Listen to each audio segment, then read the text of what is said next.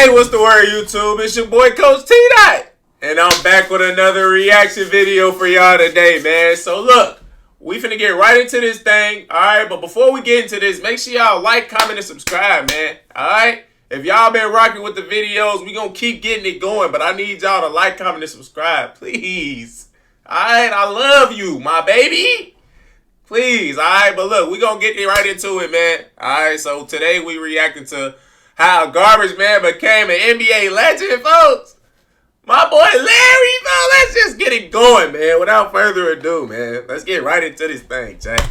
Larry was inches away from never achieving anything in basketball because back in the 70s, Bird was working as a garbage man in French Lick, Indiana, and he never wanted to become an NBA player. I thought I'd wind up being a construction worker, pouring concrete. As far as basketball goes, I just wanted to be the best player on my high school team. However, thanks to some luck and a coach who refused to give up on him along the way, the world was able to experience the basketball genius of Larry Bird. Bird would go on to become the best shooter of his era, an underrated defender, and one of the greatest rebounders ever at his position, all while being one of the best trash talkers in NBA history. He just shook his head at me. He said, man, it's going to be up night for you. Pat Riley once said that if he had to choose a player to take a shot to save a game, he'd choose Michael Jordan. But if he had to choose a player to take a shot to save his life, he'd take Larry Bird. This is a story of how a garbage man became an NBA.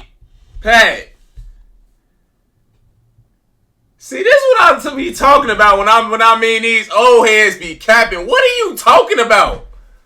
How you gonna want Mike to say get your last shot in a regular game, but Larry to save it for your life, G? See, now I think it's about race, folks.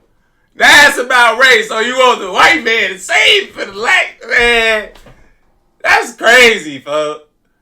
See, that shit just don't make sense. Why wouldn't you put both? NBA legend. The same. Larry Bird was born in 1956 in West Baden, Indiana, a small town. Larry Bird was born in 1956 in West Baden, Indiana, a small town next to French Lick. That was a farming town of about 2,000 people. Larry was the fourth of 6 children, born into a poor family where his father Joe was a construction worker and his mother Georgia worked in a diner. Because his father's construction job wasn't stable, and because Joe was also an alcoholic, the Birds struggled to make ends meet. They lived in a small house, and during cold winters, their old furnace would often break down, leaving the family freezing. Due to financial difficulties, Larry would often be sent to live with his grandmother in French Lick, and being poor weighed on Larry a lot, and he always said that poverty was his biggest motivator in life. As growing up, you don't realize that you don't have anything because you never had it in the first place. You know, making some money and looking back, I remember all of it, and I don't want to be like that again. But his saving grace was playing sports. Sports was a big part of our lives every day. There was never a day we didn't do something, whether it was baseball, basketball, or football. His older brothers were pretty good basketball players, and they were the reason that Larry picked up the sport, and for his competitiveness on the court. Younger brothers often make the best ball players. Children who grow up chasing older siblings play up, and it's an advantage when they start playing against. Like, y'all already know if y'all got an older sibling, you already better than them. Like, I got a big brother, like, he already know what time it is. When it's coming to them ones, I'm on that. Alright? Little sibling, stand up, man. Like the video of your little sibling busting your big sibling ass, man. Kids their own age. Larry was about 13 years old, 6 feet, and 130 pounds when his father promised him $20 if he made the freshman team in high school. Back then, $20 to Larry was probably what $1 million is to him now, maybe even more. So he kept practicing really hard, and to his amazement, Larry realized he loved playing ball more than anything else in the world. I played when I was cold and my body was aching and I was so tired. I don't know why, I just kept playing and playing. I guess I always wanted to make the most out of it. And Larry did make the freshman team, albeit only as a bench warmer, since he only played in garbage time minutes. As a sophomore, he missed most of the year with an ankle injury, but that's when he got maybe the biggest life lesson from his father. I was 13 or 14 maybe, and my father came home with an ankle all black and blue and red. He needed me and my brother just to get his boot off, and he was in awful pain. But the next morning, we got the boot back on and he went to work. That really made an impression on me. We don't know if he broke it or he just hurt it, but couldn't get his boot on. We had to help him get his boot on and go to work. So to me, it would have been very easy to just say heck with it, but he knew he had to go. Liberty Mutual is all she talks about since we saved hundreds by bundling our home and auto insurance. Some 20 years later, many Man, that's fans 'cause your marveled pop at was Larry's a goon, ability man. to play through all types of injuries, and it all stemmed from seeing I his see why father you was a going to work goon. despite being barely able to walk. And while he was nursing his own ankle injury, still on crutches, Larry was shooting in the driveway every day, hitting Still 200 getting it shots going. before school. Once his foot healed toward the end of his sophomore year, the coach unexpectedly put him in the game, and that's when all his practice paid off. Well, my confidence came from me shooting basketball by myself for hours upon hours. I mean, it's not, I didn't pick up a ball on a Saturday Yeah, man. and decide I was going to score 40 a game. I mean, that preparation came way before that. With a minute Man, y'all hear what Larry's saying, man? All my kids, all my hoopers, man, listen up. Larry say he was getting up 200 shots every day before school, man. How many of y'all can honestly say, like, no bullshit, how many of y'all can honestly say y'all getting up 200 shots before school?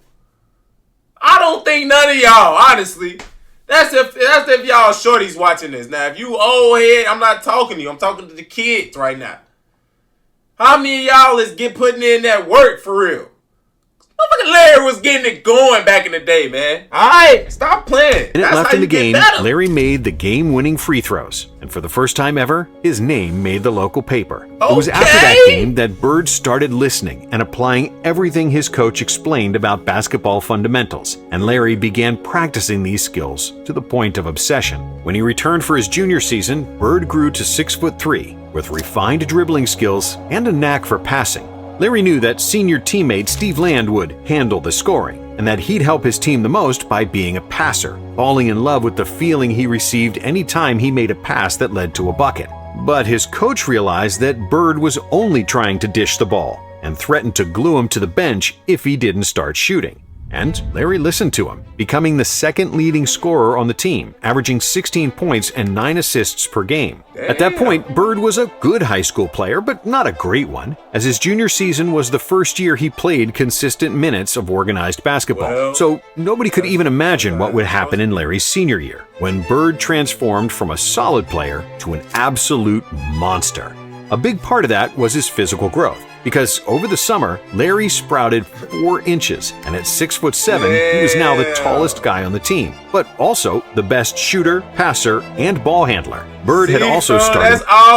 That's always the case for everybody, G. That get tall and that's big in the NBA. They all be little as hell growing up. And then just hit a big stupid ass growth spurt, G.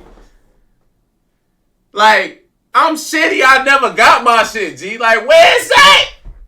I never hit a like crazy growth spurt. Like, I was supposed to go from like, all right, so my pops is 6'8". I'm 6'3", G. I'm supposed to be at least 6'6" right now, folks. I still was supposed to grow like 2 extra inches, folks. I never hit my shit. That was shitty, folks. Damn. weightlifting, and he came into his senior season at 185 pounds, Nigga was 40 big pounds as up hell, from his junior strong as season. hell. And in his first game of the season, Larry dominated with 27 points, 21 rebounds, and 7 assists. In the third game of the season, he broke the school's single-game scoring record, knocking down 43 points in a loss. But after the game, Larry had an epiphany, realizing he could score anytime he wanted to. Later that year, Larry dropped 55 points with 24 rebounds and 5 assists against Corydon. And in his last home game of the regular season, Bird collected 54 points, 38 rebounds, and 8 assists. Chad, Larry was getting it going in high school, G. Chad, look at these numbers, man. Say this ain't 2K as hell right now, man. Say it's not 2K right now, G. Man, Larry was going crazy, folks. 54, G. The 38 rebounds was really just like, damn. Like, Larry was out there. Everything coming off the rim. Larry was getting it going. Larry was like that, folks. Y'all can't And tell this me was all otherwise. without a three-point shot. For the season, Larry averaged 31 points, 21 rebounds, and 4 assists per game. After which he accepted a scholarship to play for the famous Indiana Hoosiers and the great Bobby Knight. However, after just 4 weeks at Indiana University, Bird was miserable. He didn't have any money, he missed his family, and felt alienated and overwhelmed by big crowds. Financially, I couldn't stay. Okay. Reg, I just couldn't do it. So, Larry returned home to French Lick, where he enrolled at a local community college. But he soon gave up on that too. And then, he became a garbage man in French Lick and was happier than ever. I loved that job. It was outdoors, you were around your friends, picking up brush, cleaning up. I felt like I was really accomplishing something. How many times are you riding around your town and you say to yourself, why don't they fix that? Why don't they clean the streets up? And here, I had the chance to do that. I had the chance to make my community look better. And even though he lived a peaceful life, tossing garbage bags and fixing benches in the park, Larry's family life soon turned into a disaster. In 1975, when Bird was only 18 years old, his father committed suicide, and Larry was devastated. He chose the way he wanted to die, and he did it. And it's just unfortunately that some people have problems like that. But you know, I wish he was here, but he's not. So I had to go on with my life and try to make the most of my life, just like the rest of my family has. And that's the way we dealt with it. Joe Bird was divorced from Larry's mother at that point, with his PTSD and alcoholism as the main reason for their separation. Alimony payments and debts to creditors were mounting, and it was getting harder for Joe to find work. So, he came to the conclusion that his family would be better served through life insurance money. Joe then called his ex-wife and told her she didn't need to worry about the debts anymore, and then he hung up and took his life. Growing up, Larry was best friends with his father. The two spent a lot of time together, and his death affected Larry deeply. Although he felt betrayed by his father's act, Larry once again respected his father's sacrifice for his loved ones, and that's the same attitude he always brought to the basketball court. During that period when he worked as a garbage man, Larry got married to a girl he'd known for years, but that marriage turned out to be a catastrophe. And just when they got divorced, he found out that his now ex-wife was pregnant, and she prohibited Larry from having anything to do with the baby. So, between 1975 and 1976, a still teenage Larry Bird quit 2 colleges, lost his dad, and suffered through a messy divorce. Who knows how his life would have turned out if he hadn't been recruited by Bill Hodges, then the assistant coach at Indiana State University. The young coach knew how good Bird was, and the two of them formed a relationship through Hodges' attempt to get Larry to play ball again. However, Larry was reluctant due to his failure at Indiana University, his job as a garbage man, and his complicated family situation. But Hodges was relentless, and one day he went to see Bird at his mother's house. Larry kept talking about a buddy of his who could really play ball, but nobody knew about him because he never went to college. To which Hodges replied, "Yeah, Larry, they're going to say that about you someday." After that mic drop, Hodges got up and left without even saying goodbye. And 2 days later, he got a call from Larry, who decided to join Indiana State, which would change his life forever. If Bill Hodges hadn't been as persistent as he had been, Larry Bird might never have existed in any of our minds. I believe that with all my heart. In his first season for the Sycamores, Larry, who is now 6'9", immediately proved that he was a basketball genius, averaging 33 points, 13 rebounds, 4 assists, 3 steals, and a block in 28 games. Once I started playing, it's the same old thing. You know, he's at a small school and he ain't playing against anybody, which is fine. Still dominated. During his second season at busting Indiana, their ass, man. That's the mindset y'all gotta have. Start being killers on that court, man. If y'all take anything away from what Larry said, start dominating, busting their ass, man. State, Bird averaged 30, 11, and 4. During his second season at Indiana State, Bird averaged 30, 11, and 4, and was voted a consensus first-team All-American. Larry intended to return to Indiana State for his senior season, and the NBA rules at the time stated that players must spend 4 years in college to be eligible for the NBA draft. So in 1978, nobody in the NBA was thinking about Larry Bird, except for Red Auerbach, the general manager of the Boston Celtics. Auerbach didn't think that he could find a superstar in the 1978 draft, and he believed that Bird was going to be the first pick in '79, and that the Celtics wouldn't be able to get him then. However, because Bird enrolled at Indiana in 1974, but dropped out only a few weeks into his first semester, by technicality, he was eligible to get drafted. Still, drafting him was very risky, because Larry could re-enter the draft after his senior season, but Auerbach was willing to gamble, and with the 6th pick in the 1978 draft, the Celtics picked Bird, which was a shock to the rest of the NBA.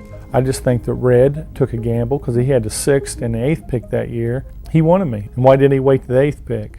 You know, why did he take me the 6th pick? But what happened in the 1979 NCAA season was maybe even more shocking. Bird led the Sycamores to an undefeated season and made it all the way to the national championship. What? Bird happened in 1979 NCAA season was maybe even more shocking. Bird led the Sycamores to an undefeated season and made it all the way to the national championship against Michigan State and their star point guard, Magic Johnson. Indiana State won 33 games in a row leading to the finals, and Bird was especially inspired in the Final Four against the second-seeded DePaul, finishing the game with 35 points, 16 rebounds, and 9 assists, shooting 16 for 19 from the field. However, in the national championship game, he ran into a better team. Michigan State was much more athletic, and they kept trapping Bird, forcing him to take tough shots. Magic and Michigan State won the title, beating Indiana State 75-64. With Larry hitting just 7 of 21 shots for 19 points. Due to the hype created by Bird and Magic, the 1979 NCAA Finals game achieved the highest ever television rating for a college basketball game, and with 35 million viewers, that record still stands today. Damn. However, after the college season ended, Bird still had a big decision to make, whether to stay with the Celtics or re-enter the draft. He first visited Boston on April 6, 1979, where he, Red Auerbach, and Larry's agent discussed Bird's contract. They finally settled on a $650,000 a year deal, which made Bird the highest-paid rookie ever. But Bird felt no pressure. If I fail, I fail. I failed classes before. I know the feeling. And when the season started, Larry did the furthest thing from failing. The Celtics went from a 29-53 record in 1979 to 61-21 in 1980, and the best record in the NBA. And I think it took me probably 3 days after a rookie camp. I found out that, hey, this league is nothing. I can play in this league and I will dominate in this league. With averages of 21.3 points, 10.4 rebounds, 4.5 assists, and 1.7 steals per game for the season, Larry was selected to the All-Star team, made the first team All-NBA, finished 4th in MVP voting, and won Rookie of the Year over Magic Johnson. But in the Eastern Conference Finals, Julius Erving's 76ers proved to be too tough, and the Sixers spoiled a championship meeting between Bird and Magic. And then, in the 1981 season, it was Magic who failed to reach the finals against Bird. With the addition of Kevin McHale and Robert Parrish, who came in a trade dubbed the Steal of the Century, the Celtics assembled arguably the greatest front court in NBA history. The one thing that we did my second year, we picked up Robert Parrish and Kevin McHale. Now, we didn't know how they was going to fit in, but they fit in very nicely. And Boston won 62 games in the regular season. Bird finished runner-up for the MVP behind Dr. J, and in the playoffs, the C's swept Chicago, then avenged the loss to the Sixers in one of the most thrilling series ever, with 5 of 7 games decided on the final possession. And after they won Game 7 by 1 point, Boston faced the Houston Rockets in the NBA Finals. Bird didn't have a great shooting series, hitting just 42% of his shots and averaging 15 points per game. But he also averaged 15 rebounds, 7 assists, and 2 steals, winning his first NBA championship in just his second season in the league. They probably thought Larry was just the shit and the piss, man. Like, I can't imagine. That's like when Luka came in, he just won a chip his second year. Niggas just not doing that shit no more, man. I understand that was the times, but still, you got to think about it in that time. Put yourself in that time. A motherfucker just come out and just winning chips they second year, G? Larry was like that, man. Cedric Maxwell was named the Finals MVP because he averaged more points than Larry, but there was no doubt who was the best player on the Celtics. after we won the championship in '81, I feel like we had a good enough team where we could start a destiny and win a lot of championships. In the next 2 years, Bird's numbers continued to rise, and he finished second in MVP voting in both seasons. In 1983, he was third in voting for Defensive Player of the Year, despite his reputation as a slow-footed, unathletic player. But even with the stellar play from Bird and the ascension of Kevin McHale, the Celtics regressed, losing to the Sixers in the '82 Conference Finals and getting swept by Milwaukee in '83. With a bitter bitter taste of disappointment after that loss, Coach Fitch resigned and was replaced by Casey Jones, an 8-time champion as a player from the Bill Russell era. And with the new coach, the addition of a great shooter in Danny Ainge and stellar defense from a veteran point guard Dennis Johnson, the Celtics were on the rise. In 1984, Bird averaged career highs in scoring and assists, with 24.2 points and 6.6 dimes per game, along with 10 rebounds. Larry also led the league in free throw percentage. He made the all-defense second team, and after finishing second in MVP voting for 3 consecutive years, Bird was finally named the league MVP. In the playoffs, Bird was playing the best basketball of his career, shooting over 50% in every playoff series, seamlessly dropping 30-point games and double-digit assists. After they got past Washington and New York, the Celtics dropped the Bucks in 5 games to avenge the loss from the previous season and make another NBA Finals against Bird's oldest foe, Magic Johnson. Playing against Magic, that was something that I always dreamed about since he beat us in college. In a hard-fought series, it took 7 games to decide a winner, and in the final game of the season, both teams struggled with their shot, including Larry and Magic. I can remember we didn't shoot the ball extremely well, but we played hard. We got to all the loose balls. We did the things that was necessary for us to win. But the Celtics were more poised down the stretch, winning 111-102 to secure another championship parade in Boston. And with 27 points, 14 rebounds, 4 assists, and 2 steals per game, Bird was named the Finals MVP. In the following season, Bird was again named League MVP, and the Celtics faced the Lakers in the Finals once more. But this time, it was Magic and the Lakers who came out on top, with Kareem winning the Finals MVP. For the '86 season, the Celtics traded Cedric Maxwell for Bill Walton, a former MVP center who was struggling to stay healthy. But the gamble paid off, and Walton shined in his role as a sixth man, as the Celtics played one of the best seasons in franchise history. They finished with 67 wins and 15 losses, and including the playoffs, they lost just 1 game in the Boston Garden, going 50-1 at home for the season. Larry was at his absolute basketball peak, averaging 26, 10, and 7, with 2 steals and near 50, 40, 90 shooting. During a long regular season, Larry would often get bored and had to find extra challenges to motivate himself. And before a game against Portland in February, Bird surprised his teammates and journalists by saying that he would play the whole game with his left hand. And despite barely touching the ball with his right, Larry finished with 47 points, 14 rebounds, and 11 assists, including a game-tying shot in regulation and a game winner in overtime. If I remember the game correctly, y'all there ass was a force me needs left to to help. be banished out of the books. They wasn't getting there quick enough, so I Life. had shots around 5-6 foot with my left hand. I felt more comfortable with my left hand there than I did my right. Then once I got started making a few, I just kept going. It was one of the greatest games of his career, on par with his career-high 60 points from the 1985 season against Atlanta. Larry was hitting jumpers left and right from impossible angles, getting into such a zone that the Hawks bench even jumped out of their chairs and cheered for him, which got them fined by their coach. The announcer let me know every time I scored. So he'd go 48, 50, 52, and when it got to that with like 3 or 4 minutes to go, I thought I might as well go ahead and try to get 60, and that's what I did. Then, in 1986, Bird received 73 out of 78 first-place votes for the MVP award, becoming just the 3rd player to win MVP 3 years in a row. Only 2 other players won the regular season MVP award 3 consecutive times, as Bird did, Bill Russell and Wilt Chamberlain. Wow. And in the 1986 playoffs, the Celtics steamrolled through the East, sweeping Jordan and the Bulls, defeating Dominique and the Hawks. The Celtics steamrolled through the East, sweeping Jordan. These, Larry? See, Mike got the mics on, man, alright? Y'all see what time it is. I don't know why it ain't showing. Y'all see the mics right here, man. Man, what the hell Larry got on his motherfucking feet, man? Them damn sandwich loaves, folks. Man, Larry, they had you out here bogus as hell in them Converse, G. You should have hit Mike. Nigga, Mike would have took care of you, Larry. Man, Larry, you had too much pride, fo. You out there in them damn Willie Bobos, fo. Man, Mike would have got you good. Nice, what's up with this? Some nice pair of tools, fo. Larry, you bogus as hell, G. You bogus, Jordan fo. and the Bulls, defeating Dominique and the Hawks in 5, and then swept the Bucks to reach their 3rd straight NBA Finals, this time against the Houston Rockets.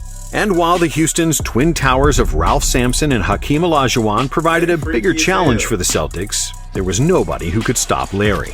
With 24 points, 9.7 rebounds, and 9.5 assists, Larry was 2 rebounds and 3 assists shy from averaging a triple-double in the finals, winning another Finals MVP as the Celtics won the title in 6 games. In 1987, Bird became the first player to shoot 50-40-90 for the season, averaging 28 points, 9 rebounds, and 8 assists per game. But while Larry was still on top, the Celtics regressed. Before the season, their number 2 overall pick, Len Bias, tragically passed away after the draft, and they suffered many injuries during the season and the playoffs. I was the healthiest one on the roster. That's not saying much. I felt pretty good. I know Robert had ankle injuries, and Kevin broke his foot. Danny had a hip problem. And just to get to the finals, it made us feel good. Still, they had Larry, who pushed the C's to their 4th consecutive finals after one of the most legendary moments of his career, when he stole the ball from Isaiah Thomas in Game 5 of the Eastern Finals. And it was like in slow motion. It was like the ball like goes up in the air. I didn't even see him. Now there's a steal by Bird. Underneath the DJ. And in the finals, once again, it was Boston versus LA for the 3rd time in 4 years. But this time, the Lakers were healthier and better rested, and the Celtics didn't have enough gas in the tank to stop the fast-paced showtime. Bird delivered another 24, 10, and 5 for the series, but it wasn't good enough, as Magic got the best of him once again. The next year, Bird had the best statistical season of his career. He averaged 30 points, 9 rebounds, and 6 assists, again shooting 50-40-90 for the season, and proving that he was the best shooter who ever played at the time.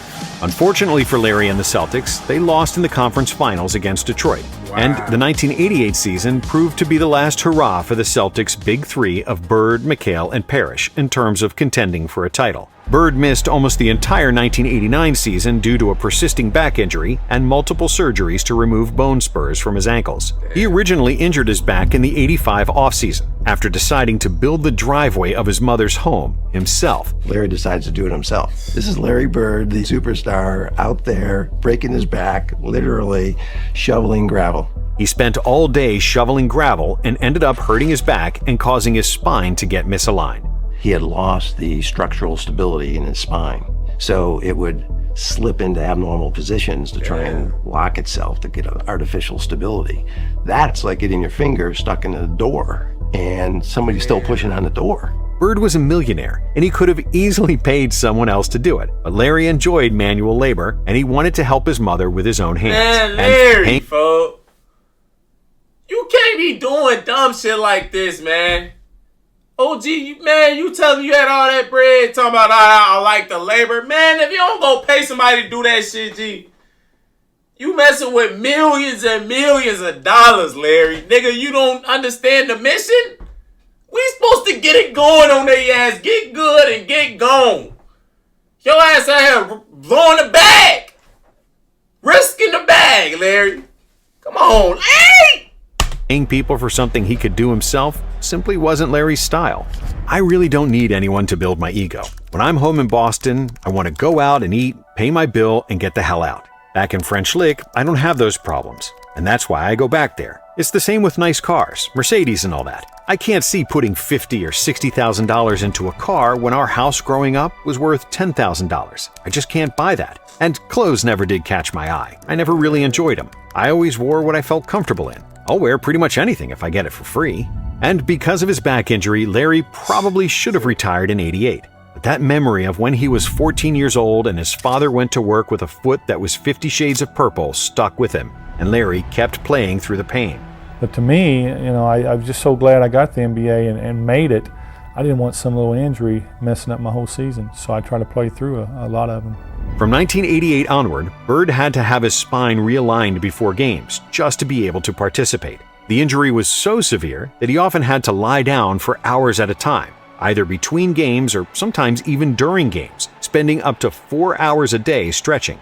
And even though he could barely walk, Larry still averaged 21, 9, and 7 in the last 3 seasons of his career. They called him Larry the Legend because of his dominance on the court, the extreme confidence he exuded, and the trash talking he served on a daily basis. Going into the locker room during the three-point shooting contest and asking other participants which one of you is going to come in second. Everybody's looking at me, I go, who's coming in second? And nobody said a word. I thought maybe they thought I was joking, but maybe they thought I was serious. But, well, then I had to go out and win it. But truthfully, I meant it. I mean, I knew I was probably going to win the contest.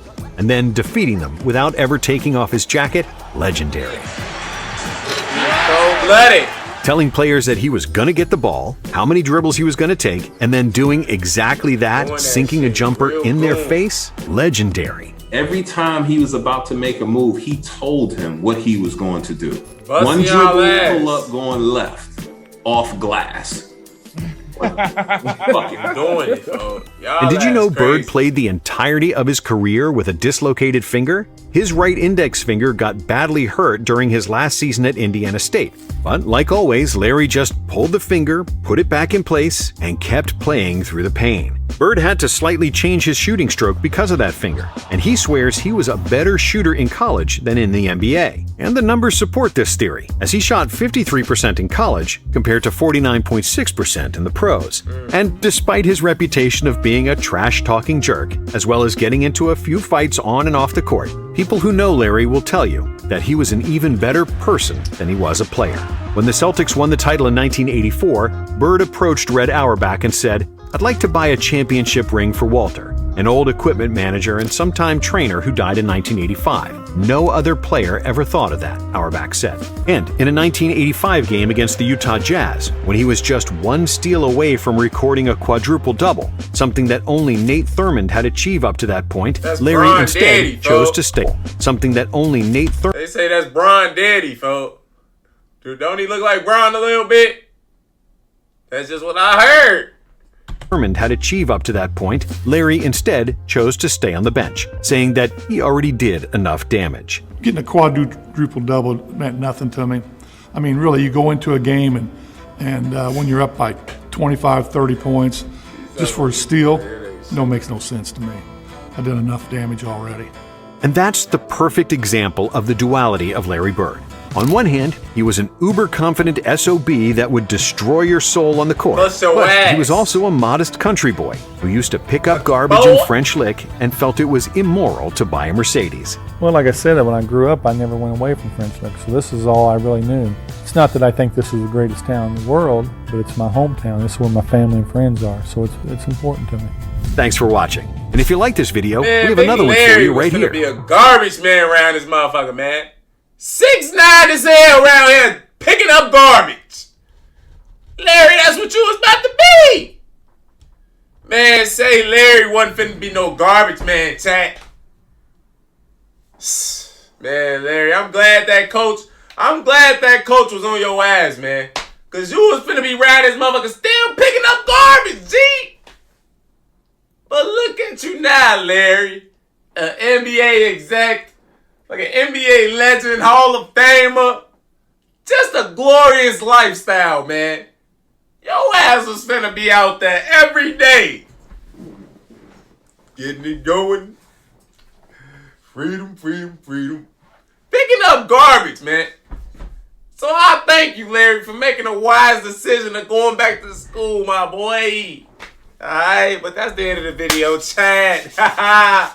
Make sure y'all like, comment, and subscribe if y'all new, man. It's your boy, Coach TDOT, and I love y'all, man. I'm up out of here.